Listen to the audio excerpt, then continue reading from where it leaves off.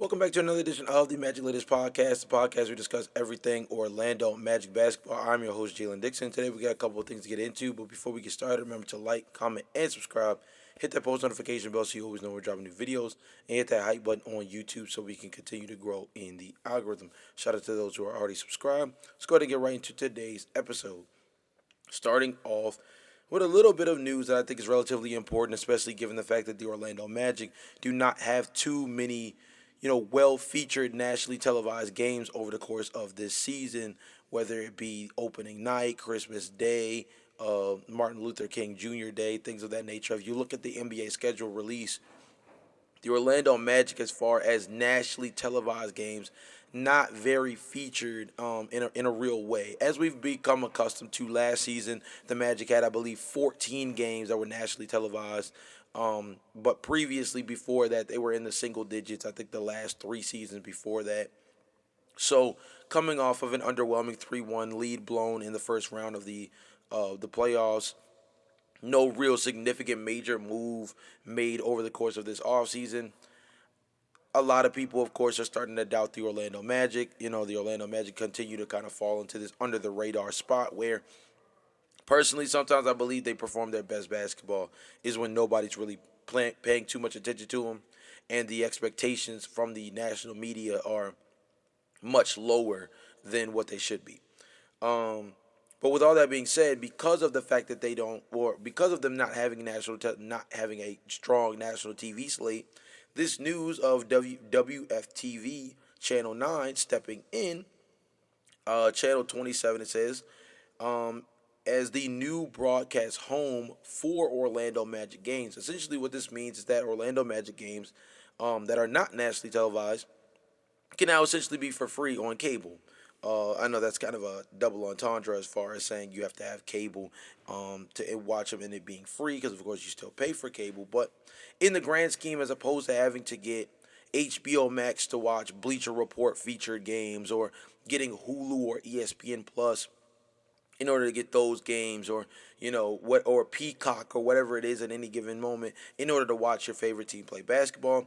This local TV deal should help as far as being able to keep up with the regular season. I am not a Florida native by any means, but I'm sure for those who live in the Central Florida area and are able to get this channel, this is a big piece of news for you guys in order to, as far as being able to keep up with the Orlando Magic in a way that's a bit more streamlined, a little bit more natural, one central area where you can essentially keep up with the Orlando Magic for a majority of the season and not really run into too much of a hassle as far as being able to track what they do on a game to game basis. Again, thought this would just be some little interesting news. That's definitely a big update when factoring in the Orlando Magic's lack of national television games, because there's not very many. Them having a new local television deal, multi-year partnership at that. It's a really good step for this team to still be very much seen by their fans at a high rate, and it just, again, it allows for a different experience. I think with them being able to have that local TV deal done, given the fact that this is a team that has a very loyal and dedicated fan base. I've learned that just through running the Magic Latest podcast for the last, what's been, a year now, almost to the date. So definitely deserved. It's very hard to use NBA League Pass, and not only is it pretty expensive, but sometimes it kind of sucks. To be honest with you, I tried using it for like the Wizards out here, living in the Baltimore, Maryland area, and even in those situations, like even with it being nearby, they like have local TV blackouts and weird stuff that just makes it where even a team that's just basically up the road, you can't watch them play on a regular basis. So this is a great way to kind of cut the middleman out on some of the other stuff and just have it streamlined through, your typical cable, which a lot of times, let's be honest, and this is kind of just adulting for a second, but let's be honest. In order to get decent internet nowadays, you usually end up having to bundle that with even at least like a basic cable plan. So usually, if you have at least a basic cable plan, channels like WFTV that are more of like a news update type of channel tend to be one of the bare minimum inclusions in those in those channel packages. So now, for what would be, basic cable and at least pretty decent internet, you have access to, you know, pretty much any Orlando Magic game. Again, not nationally televised, and the nationally televised ones that they do play are probably on like an ESPN or something like that. That is pretty accessible if you are willing to use the money at that time. So, again, just a little mini update. Next up, got to talk about Russell Westbrook, man. And the only reason why we got to talk about Russell Westbrook really has a lot to do with just the fact that I really thought he could have been a valuable option. But apparently, the Orlando Magic never even threw their name in the pot before he officially announced his retirement the other day from the NBA. It was apparently just the Wizards and the Sacramento Kings both kind of banking on the idea of potential reunions with Russ. And I guess whether it was role, whether it was circumstance, whether it was, you know, belief in the possibility of being able to go out with a chance to win a championship and thinking that, the Wizards are still too far away and the East just got really good. The Sacramento Kings are nowhere close, right? And now you're coming in as a veteran point guard trying to play for a chance at a championship, and instead your role is to be the mentor backup point guard behind a Darius Acuff.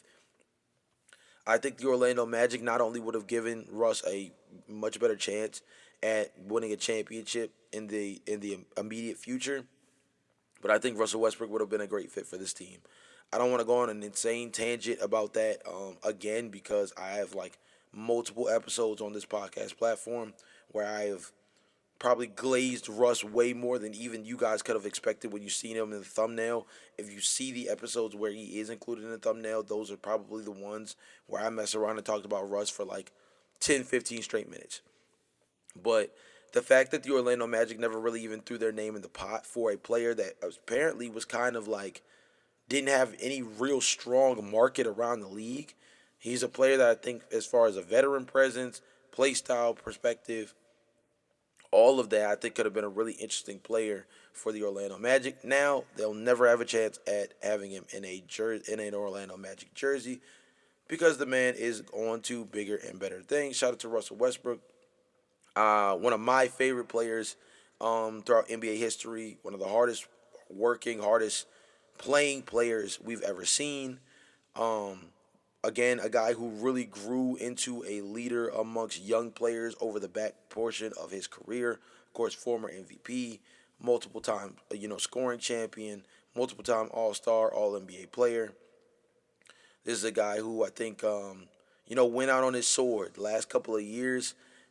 Did a pretty good job of being able to rebuild his brand from just being a shot chucking player to being a lot more than just that. But I think at the same time, had a lot of bumpy roads, bumpy parts to his road throughout his career, right? Second option to Kevin Durant, the time playing next to James Harden in Houston with the Houston Rockets, obviously MVP year with the Oklahoma City Thunder prior to going to Houston. The Washington time was a snapshot in time. The Lakers tenure, I think there's probably certain Russell Westbrook fans that wish that he could have gotten that time back because it felt like he spent most of the time with the Lakers just being told about how they should have never gotten him in the first place. I think the Orlando Magic could have been a great spot for him to kind of fall on his sword and finish his career out with the best chance possible to win a championship for a team that had the space. Definitely had a role for him somewhere at backup point guard, backup shooting guard.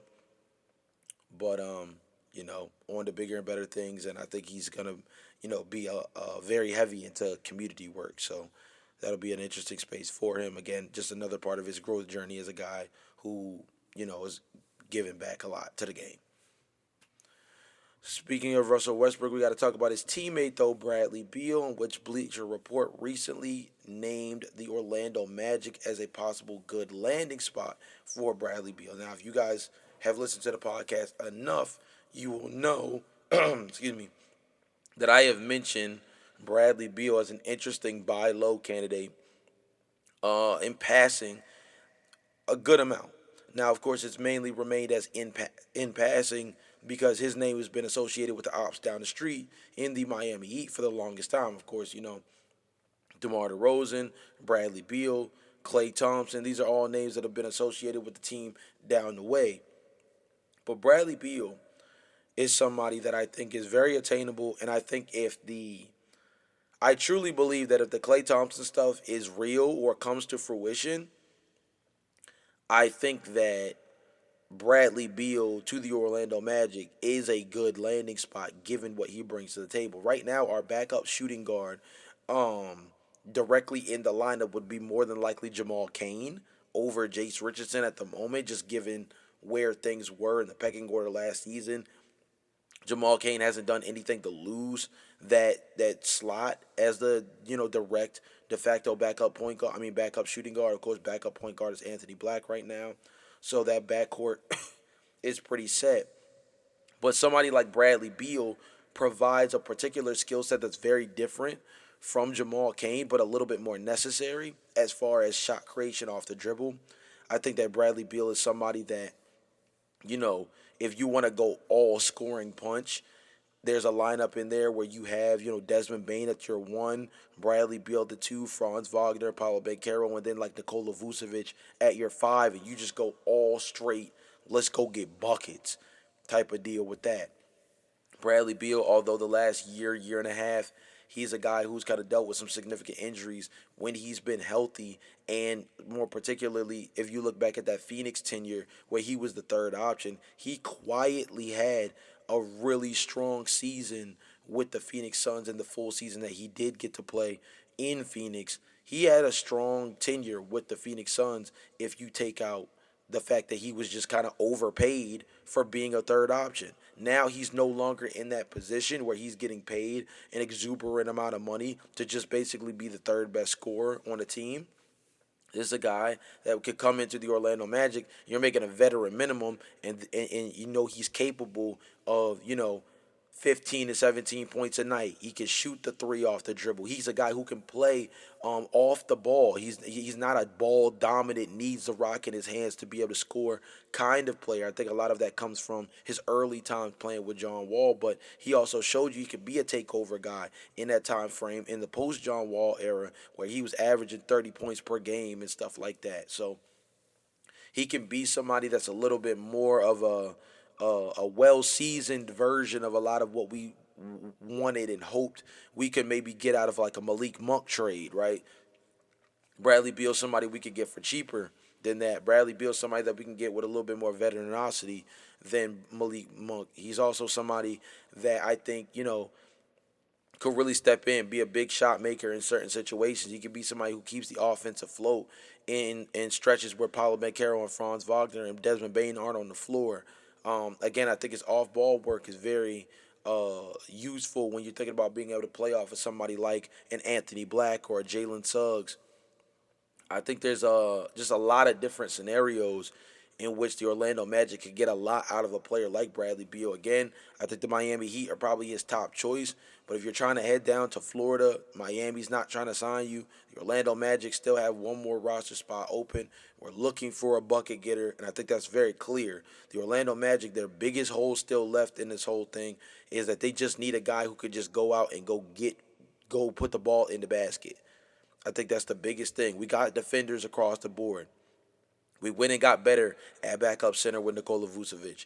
I think we just really, really need a guy who's a go get me a bucket type of guy. Russell Westbrook was somebody who I think could be very in that pocket to a certain degree. A little bit of a unique way of doing so compared to your typical go get a bucket guy, but still somebody who I think fits the narrative forward to a certain degree. Cam Thomas's brand is pretty down right now, so I don't know necessarily what the likelihood of bringing in a guy like that looks like. Bradley Beal is probably the most high profile version of that kind of guy, in my personal opinion. I do think of other guys like, former Dallas Mavericks point guard Brandon Williams, who's still out on the free agency market. That's the kind of player that I'm thinking of. I'm thinking of a guard. I mean, if it can be a small forward, power forward kind of player, like a DeMar DeRozan, that would be. I think that would be cool. DeMar DeRozan as a second unit player. There's some intrigue that could come from that as a shot maker going up against second units as a guy that we know is a bona fide 20 point per game scorer when he's really shooting that thing.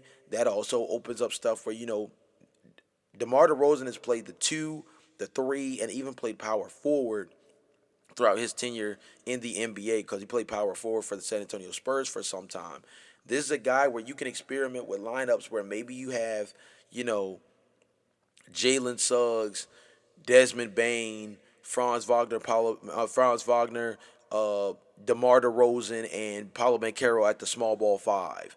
Or you could do something that's a little bit more jumbo. Anthony Black, Franz Wagner, DeMar DeRozan at your three, Paulo Banchero at your four. Then you have another floor spacer and Nikola Vucevic play the five, also strong rebounder next to Paulo Banchero.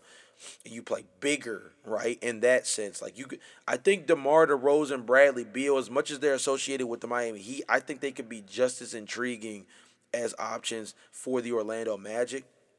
Bradley Beal was the name that was brought up for the Orlando Magic by Bleacher Report, probably just given the fact that, if they're talking shooting guards, it feels like Klay Thompson is a little bit more of the attractive pick for Miami right now.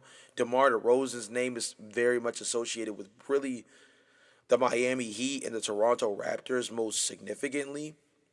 So I think that's why his name was left out. I do think if you look at the Magic's backup small forward, power forward situation, it is very light. It really is just Tristan da Silva. It really is just Tristan da Silva and Noah Pinda.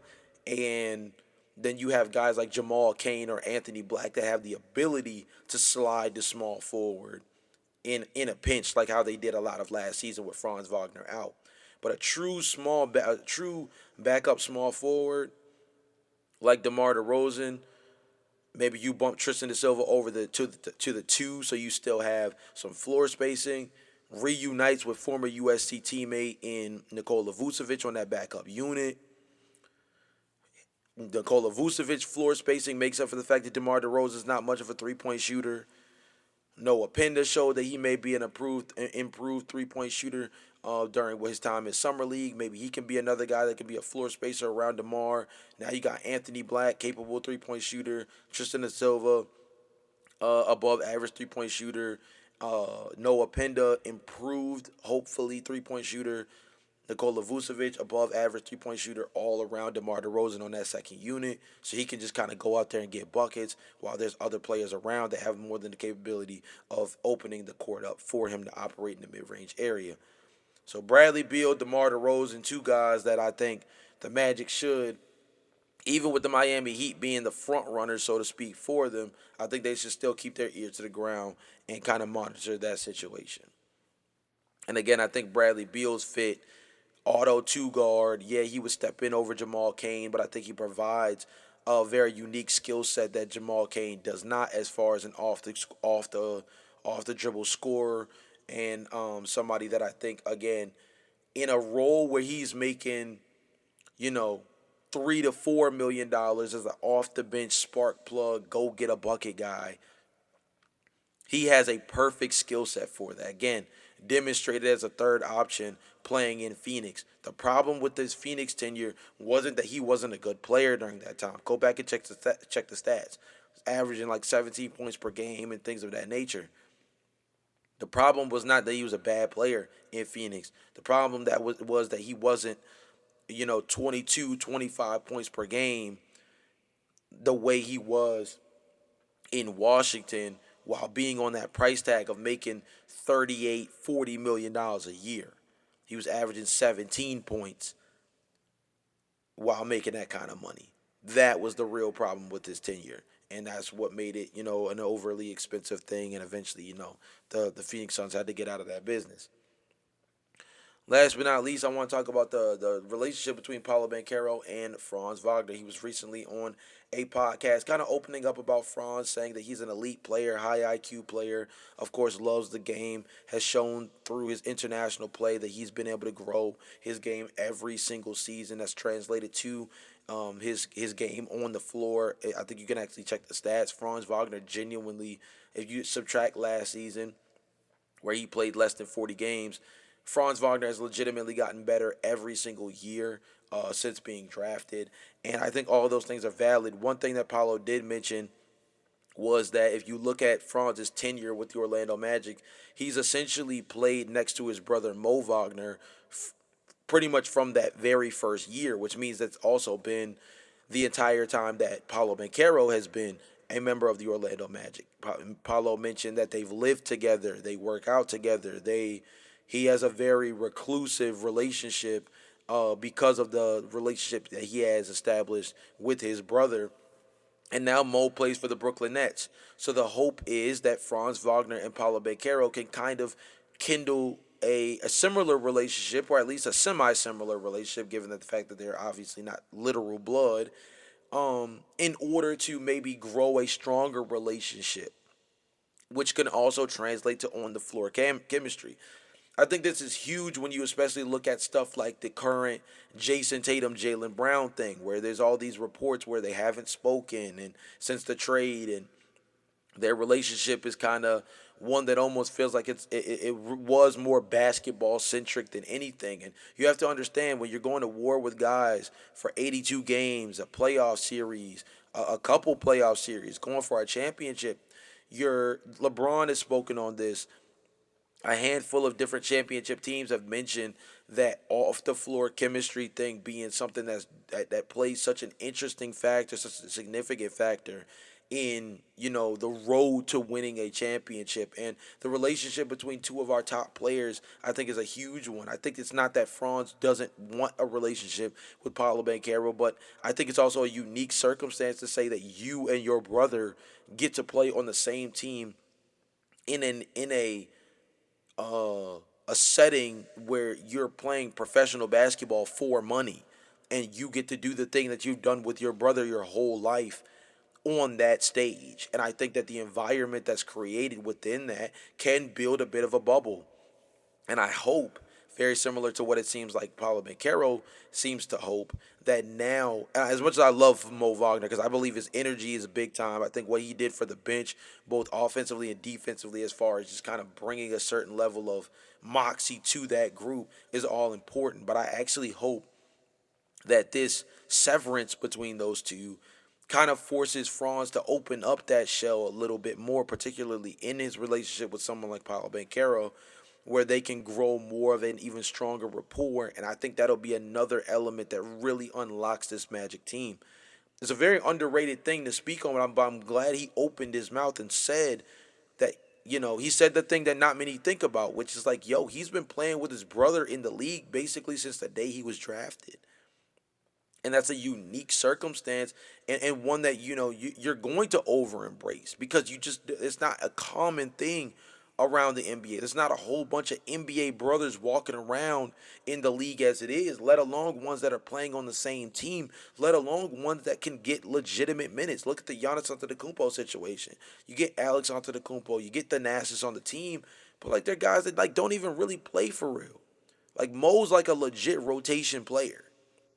So you got two guys, yeah, one star level, one's more of like just a rotation player kind of action kind of player, but you got two guys that are brothers in the league together, same team, and they both are guys that are gonna play, like legitimate minutes, at least double figure minutes on a night to night basis. That's a very unique situation. I think now that that's been stripped, it's going to force a certain leadership aspect out of Franz Wagner as well, to have to now again open up that shell and really see the Orlando Magic as its totality, not just through the lens of him next to his sibling. Again, I'm not trying to make that a negative thing. I think it's a great, beautiful thing that they were able to do it. I'm glad that they're in their last season together, they were able to do the game in Berlin. Even though you guys know my strong feelings about Franz playing in the Berlin game, I'm glad that, given the context of things now where they're not going to be on the same team anymore, the fact that they were able to do that together, I think is a beautiful thing. Um, but quite frankly, I think this is a perfect next step for this team. We'll see how it plays out, but it may even be a necessary step for the growth of these two stars. And again, it's something that you just don't hear too much about when you're talking about locker room dynamics and stuff like that. But I think it's one of those that for this team in particular, when you focus on a more healthy season, player development, a certain level of camaraderie and togetherness and established unit, right? Compared to a lot of these other teams in the Eastern Conference that made some big changes over the course of the summer. This is a team that where continuity will be a huge part of their ability to navigate through this upcoming year. Remember, we had a full season of integrating Desmond Bain now. So and now we're gonna have a full season. So we had a full training camp, a full season, and now a whole nother full training camp with Desmond Bain in the building. That guy is ingratiated now. Yes, we're now gonna have to learn, Sean Sweeney and what he brings to the table. But as far as the players on the floor, we now have a group that has truly been together, and now we just need to learn what that looks like when everybody's able to fire on all cylinders and be healthy over the course of a long regular season. So very excited for all of that. With all that being said, it's been another edition of the Magic Layers podcast. Remember to like, comment, and subscribe. Again, hit that post notification bell so you always know we're dropping new videos. I'll see you guys next time. Peace.